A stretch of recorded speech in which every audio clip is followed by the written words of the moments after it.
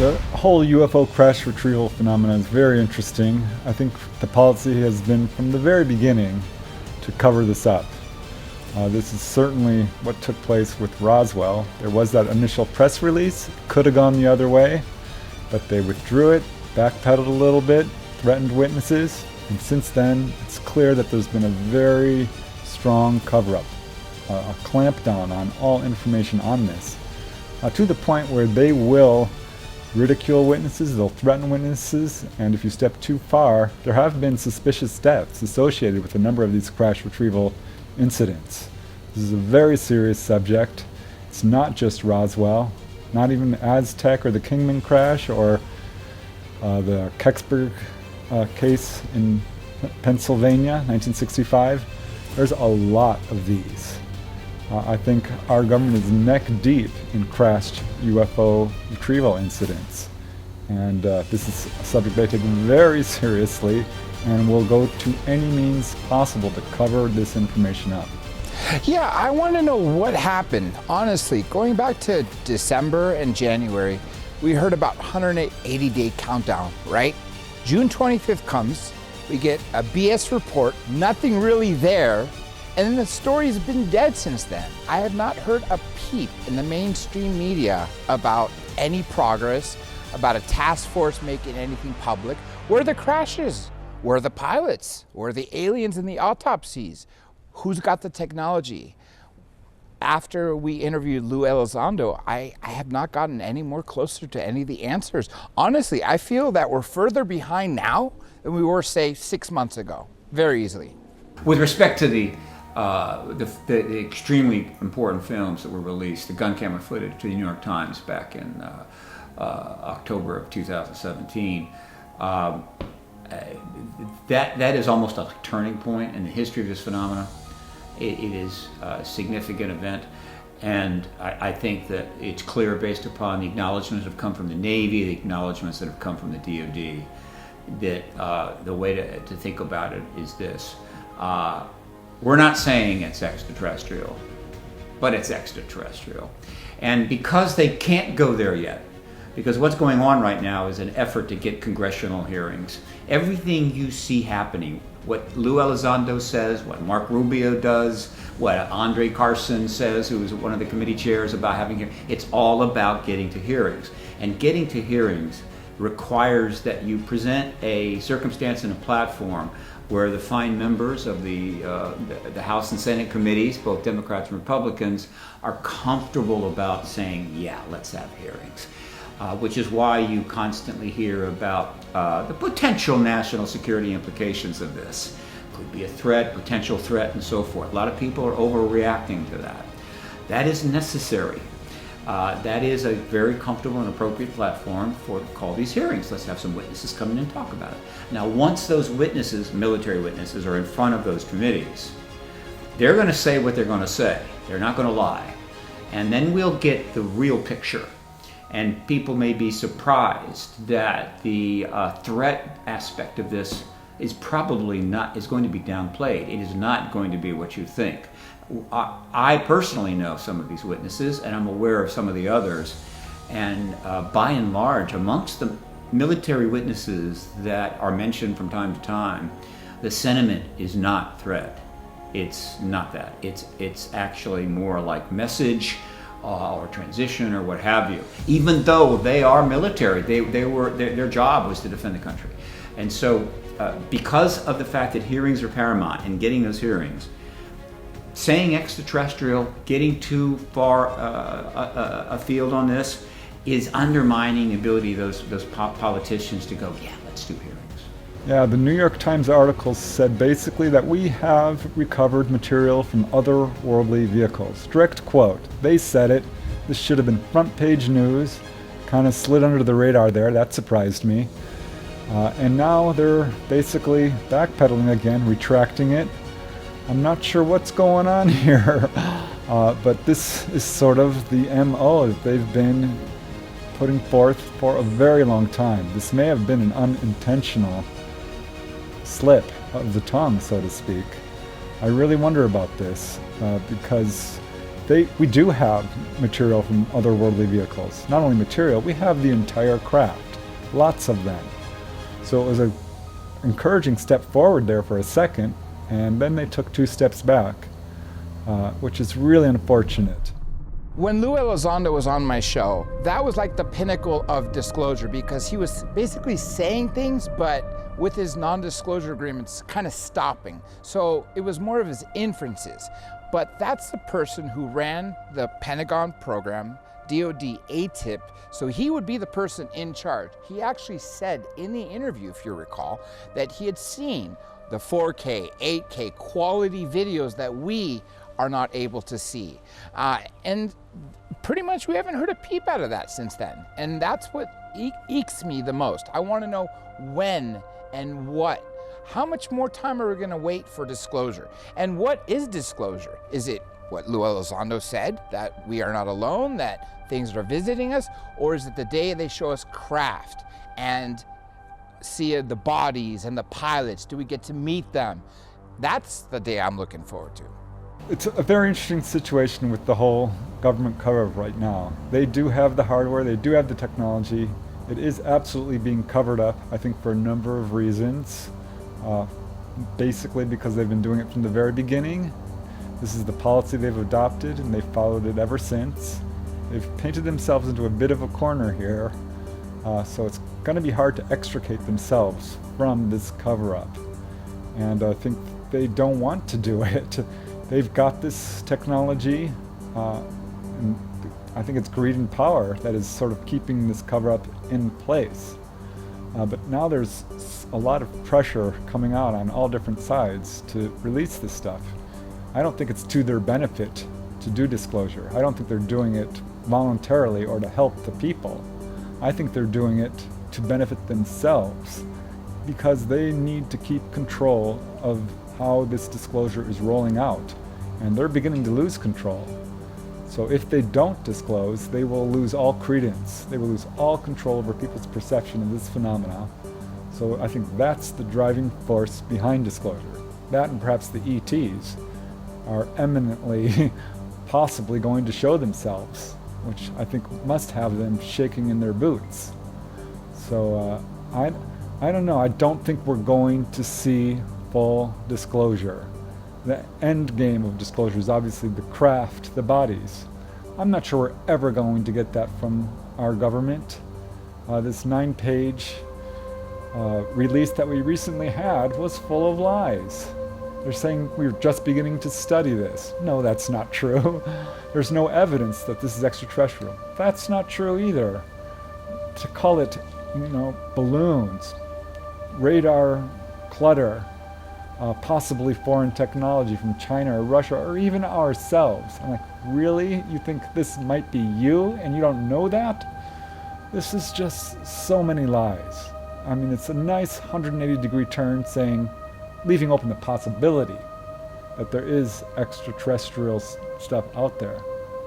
I think Lou Elizondo sadly has been railroaded by the government. I want to know who's telling the truth, who's got the answers, and if someone has the answers, are we aware of them? If we are, that's who we should be asking the questions of. Lou couldn't answer questions because of his non-disclosure agreement, but is there someone more that is in the shadows that does not have those NDAs that can actually tell us what's going on? How far advanced do you think private corporations have in technology? Do you think Lockheed Martin may have developed a Tic Tac? Has Lou asked Lockheed what assets they have in their possession? Wow. That's a really good question. Let me answer this way. Have we asked? Yes. I'm not going to tell you what the answer is. What about private corporations? Could they be engaging with private corporations? These pilots, these FAA pilots that are engaging the Tic Tac, could they be engaging a private corporation technology, like something hidden from us? It's mentioned frequently. Look, what about private corporations and so forth? Look, any corporations that are dealing with ET technology or extremely advanced systems like that are dealing with it as defense contractors with the government under deep classification. if some corporation out there suddenly started coming up with, hey, I think we've got an angle on anti-gravitics here. Let's make an anti-gravitic craft, okay? We'll be ahead of the game. They would get a visit so fast you can't imagine. And it would be, look, that's great stuff you got there. We're classifying it. You're working for us now. You know, we're not trying to be nasty, but that kind of stuff is not happening outside of the national security and classified world. But yeah, there could be civilian contractors involved. One of the most significant things that has happened in this milieu of things that have been going on very quickly are one. On June the 3rd, suddenly the New York Times announces that it got some information about the unclassified portion of the report requested by the Intel Committee. Basically, it was a leak, absolutely intentional, almost certainly coming from the DoD.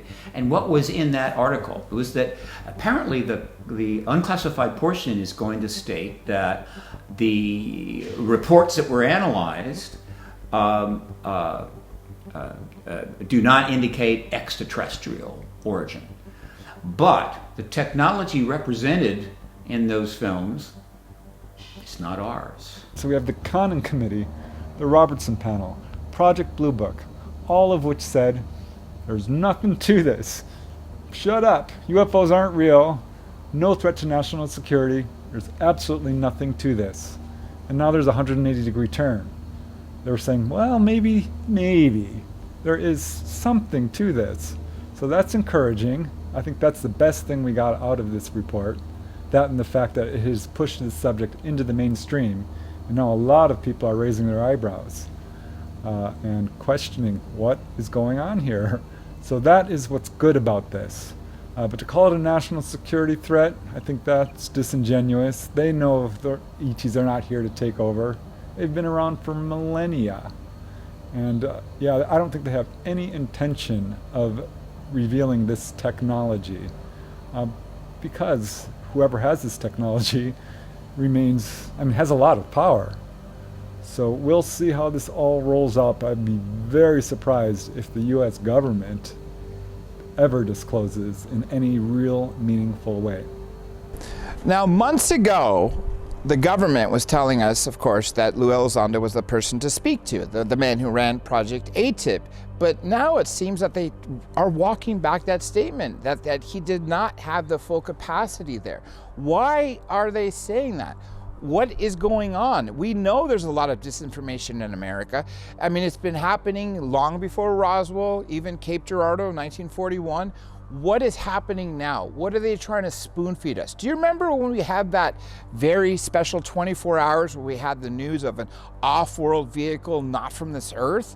And then the next day, they removed several key words to make it seem very mundane, like a meteorite landed here on Earth. So what kind of deception are we still playing here, and who is in control of it? Remember General Eshed from the Israeli Space Force? According to him, it's the aliens, the ETs, that don't want disclosure, that they're the ones in charge. Now, I've never spoken to him. I don't know what his credibility is, but that's another thorn in this whole giant mess. Or you could also call it a balloon, a hot balloon, another thorn that we're all trying to poke to burst to get to the truth. I think the public needs to understand this. The extraterrestrial presence, which goes back 74 years in the modern era and may go back 74,000 years, has always been a potential threat. Okay, right? If your neighbor has a chainsaw and he's out there in his backyard cutting down trees and stuff, he's a potential threat. He's got a chainsaw.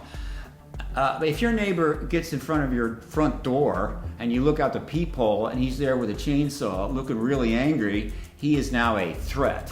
There is a big difference. And so they've always been a potential threat. All right, it had to be viewed that way. But understand, the government's known about the ETs since 1947 latest, okay? Huge amount of evidence and research has been done over the years. That cumulative evidence does not indicate they are a threat by any means. They will always remain a potential threat because you never know, they could wake up and have a bad day. So, but given the fact that you have a truth embargo that contains the full knowledge that we need to have, people are going to speculate, and certainly the threat is going to come up. Plus, the threat scenario does serve some entities and so forth.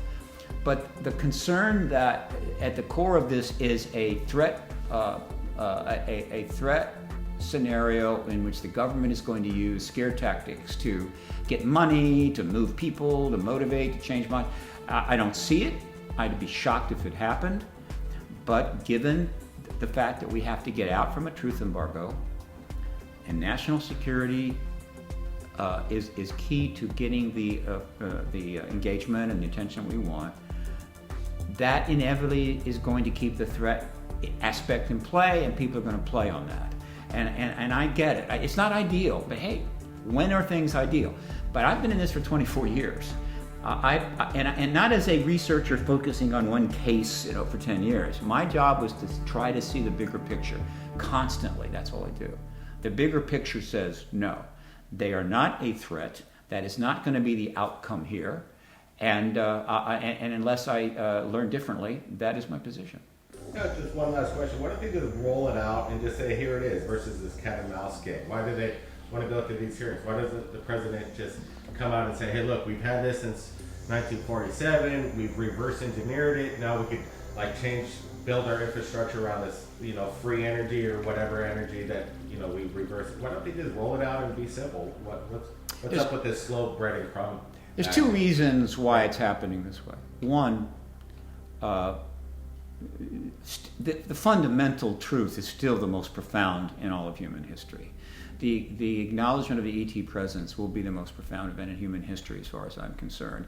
And that means huge impact, broad impact, lots of uncertainties and unknowns. And so it has to be done responsibly. It just can't be, I get up one day and say, look, it's time to tell them. And so the president calls a press conference and says, yeah, there's ETs here. Sorry, I didn't tell you sooner. That is not responsible. That is disruptive.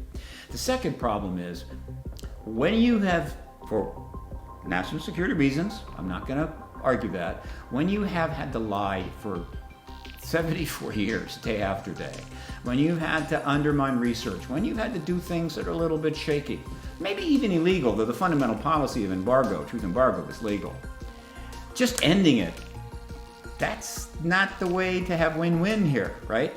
In other words, you want to do it in a responsible way. I call it the public relations-driven extrication program.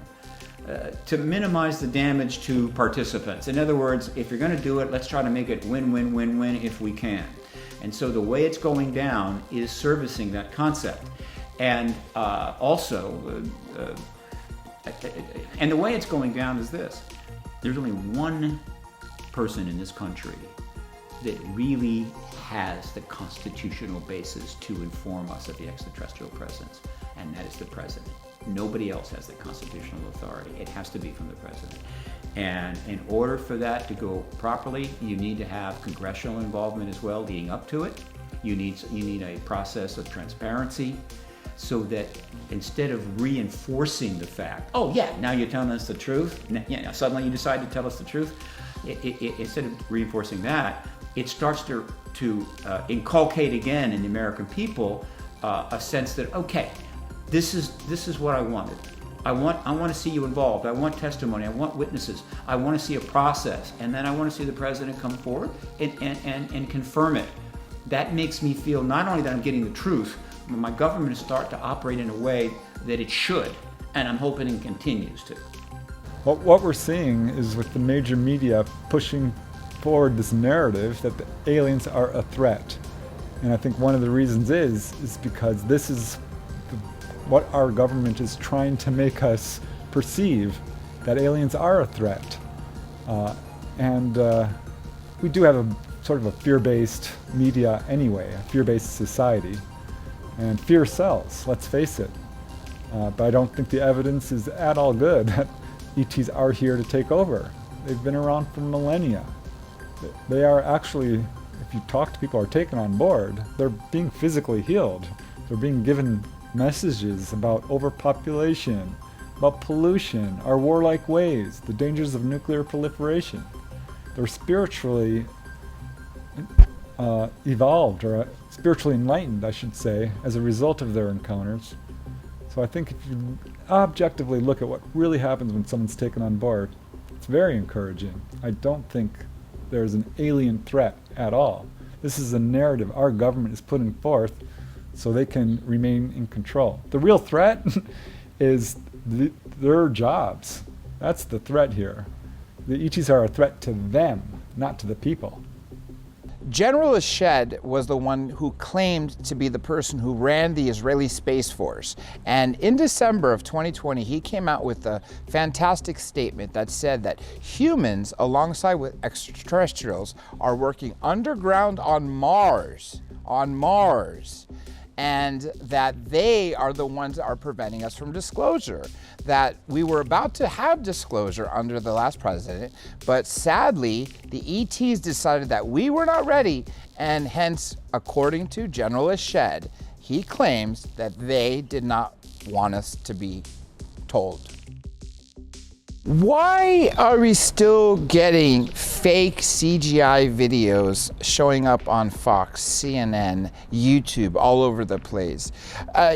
In the years past, obviously there's a huge budget and there's a big agenda. But with so much fake video these days, I just wonder why are they trying to dilute it that much? Because we know there's a lot of sightings, there's a lot of good video that exists. You get it all the time. I see it every day on Third Phase of Moon and other sources.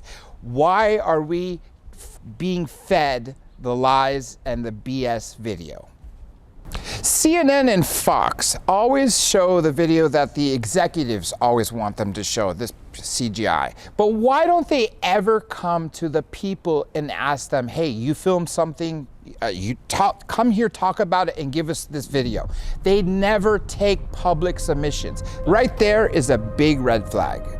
It's clear that the cover-up is very tightly controlled. The media is very tightly controlled on this subject.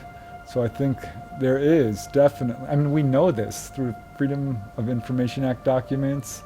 There's a book by a gentleman named Hansen called The Missing Times. He proved that the media is very tightly controlling this subject. So what we see is definitely a scripted narrative and not the whole truth. What we are seeing, I think, from the media is a scripted narrative. It's not the whole truth. Fear sells, and this is sort of, I think, this is how I think our government wants us to perceive this phenomena, as a threat, because this will keep them in power. This will keep us afraid, and that's what they want. They don't want us to know that ETs are here, in essence, to help us, to enlighten us, to save us from destroying ourselves. Just look at the Malmstrom incident, where they hovered over Malmstrom Air Force Base and shut down our nuclear weapons. That could be taken as a threat from a military standpoint, or it could be a very clear message like, what are you doing messing around with nuclear power? So I get it from the military standpoint why they might feel this is a threat, but ultimately I think they know exactly what they're dealing with here. They know this is ETs. They've known for 80 years really, exactly what this is. And for them to say, oh, there's no evidence that this is extraterrestrials, is 100% disingenuous. They have the evidence, the hard evidence. They know. You know, they keep wanting to show us Tic Tac, Gimbal, Go Fast, and basically the only videos that they're showing us are from the Navy. Why aren't they showing us anything else? Is it because they want us to maintain this threat narrative that we're going to have this alien invasion to keep everyone scared, to launch us into a World War III? I mean, it doesn't make sense where most of the videos come from the people, not the United States Navy, yet that's all we see. By having this threat agenda and a threat narrative, basically what the US government is able to do is increase the defense budget. Therefore, the checkbooks and pocketbooks of the Pentagon and all those other black projects are just going to keep getting bigger and bigger. So it serves the government right if you want to have a bigger budget. But in reality, I think the only threat we face is from ourselves. We have their UFOs and we have our UFOs. Our UFOs meaning alien reproduction vehicles. So I would think if there's going to be a threat, it would probably be coming from our ARVs. Now that's significant because any reasonable person should understand that the United States has the most advanced technology in the world with respect to defense technology and military and so forth. No other country is got better than us. And so if it's not ours, well, where do you go with that? Okay, so that was announced. Then the declassified report came out on June the 25th, and guess what it said? It said exactly what was in that leak. Okay, it wasn't long, it was only 6 pages, but key to those 6 pages was, we don't see extraterrestrial yet, but we don't have that technology. Okay, that's very significant. But something else took place, and that is that not unexpectedly and almost certainly intentionally, a leak may have already occurred since the classified report was submitted to the Congress on June 16. All right. And this leak went to Richard Dolan. Now, he's publicized it. He's put it out in one of his blogs. And essentially what happened was someone, if it is legitimate, and I have strong feelings it's legitimate, someone that received the classified report on June 16, June 17, verbally reported it or gave it to a person very close to Dolan, someone he trusts, all right? That person wrote it down and gave it to Richard. Richard put it up on his blog and literally showed what he was provided. And I encourage people to find this and read it. It's just 2 or 3 paragraphs. But what was in that leak is that, according to what this person stated, was they were briefed on all of the advanced propulsion systems the United States government is working in, including anti-gravitics, right? Nuclear. There's a list of them. And then it states that all of these propulsion systems are under the aegis of DARPA and being conducted by a group called Group 6. All right? And then the paragraph under that, it says something very profound. Essentially, what it says is this, that these propulsion systems are tested at the Nellis test range, and that it's likely that a number of sightings that have been made are sightings of these efforts and these propulsion systems that we're testing. And then it says these propulsion systems are not tested outside of the Nellis range. And so those sightings that people are referring to cannot be these propulsion systems. And so they've taken it to another level. So what has happened there? They've actually done something I don't think has happened before. They acknowledged to 4 committees the kinds of propulsion systems they're working on. They include anti-gravity, all right? So they're saying, this is what we're working on. And then they're saying, but what you're seeing in those films are not these because we don't leave the Nellis test range with these. In other words, we don't fly them over Phoenix, Arizona. We don't fly these things around aircraft carriers. That is extremely significant if that is in fact in that classified report to Congress. And if I'm a member of Congress, such as Andre Carson, who is the chairman of a House Intel subcommittee, I'd be saying we need to have hearings, which is exactly what he did. So that is a state of some of the things people need to pay attention to. Not many people have seen this leaked material from Richard. I'm sure if Richard finds out that it may not be valid, he'll certainly tell us. If he gets more confirmation, he'll tell us that. But I'm positive that the DoD, when they briefed those 4 committees, which is like 70 members of Congress, they knew some of that was going to be leaked. They wanted some of that to be leaked because it's all part of a process leading to hearings, which helps the DoD and the Congress and ultimately the President extricate itself out from this 74-year truth embargo, looking as good as possible with minimal disruption. So what's the end game? The end game is hearings by military witnesses. For the public, what do we get out of it? Well, ultimately, the first thing we get is disclosure. All right. First of all, the public will get to see some transparency.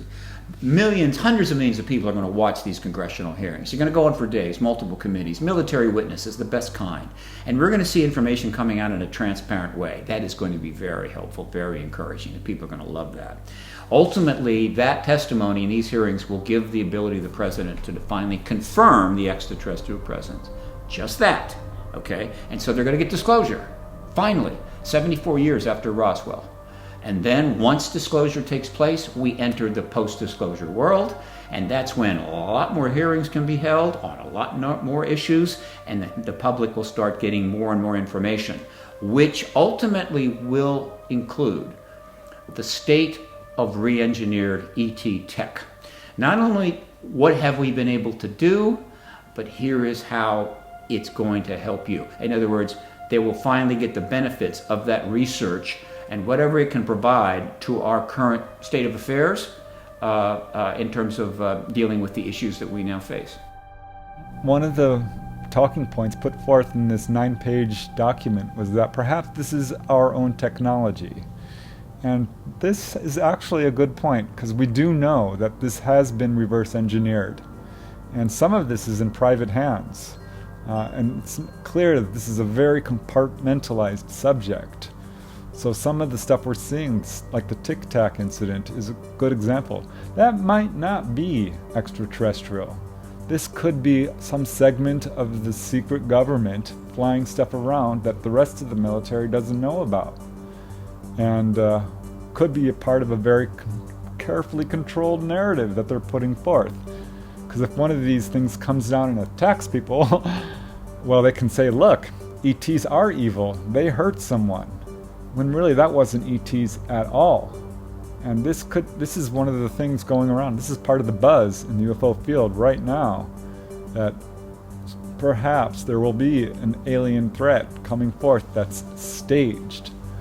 So we have to be careful about this. Some of the UFOs that are flying around, I have been told this by people who are in the know and are in a position to know the truth. Some of these craft are our own. Absolutely. And it's not just the TR-3B, others as well.